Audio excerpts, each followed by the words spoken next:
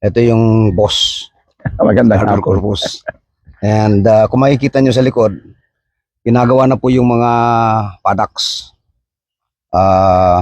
Pakibigyan mo nga ng backgrounder ko yan kung ano to natin. Ito ko yan, itong Great Arc Farm kasi, nakuha natin ito mula sa Central Bank. Ito po ay lumang feedlot.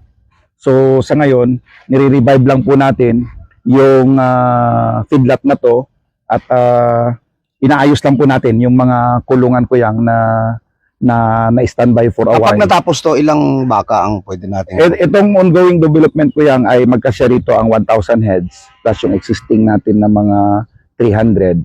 So mga 1,300 heads. So basically, ito yung fattening area natin. Ito yung fattening area. For 100 days? 400 days. So, at saka pwede rin tayo dito kuyang yung confined breeding.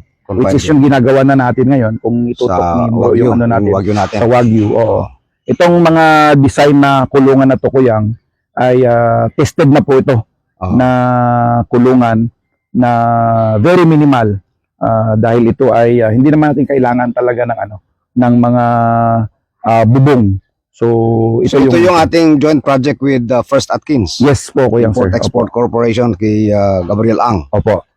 Patabayin natin yung baka, bili niya sa atin, pakatay niya, and then benta sa local market. Sa local market. Opo. So hopefully mga kaibigan, ang target nito ni Ed Salfiel, yung ating engineer, ay matapos ito ng first or second week of July.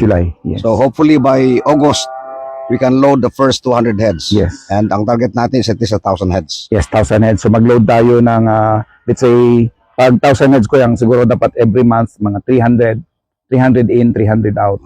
Ano ang kinakailangan nating i-prepare prior to the start of the fattening program? Unang-una po yung pagkain. Madaling bumili ng baka. Yung pagkain ang pinakamahalaga sa lahat. At hanggat maaari, dapat pag-umpisa pala ng project natin, yung pagkain natin for 100 days, nandito na. So, we're looking at sorghum as the source of our silage. We're also looking at other raw materials. Yung sorghum grains natin, sorghum grains, yung mga out of specs na ayaw nila, i-absorb natin dito. So, pati mais, ano? Pati mais. Yung mga out of specs, kunin natin lahat yan. Yeah. Para... So, we have the materials. Kailangan na talaga marunong ka lang mapataba ng baka, and this is the guy. He can fatten your cattle for 100 days.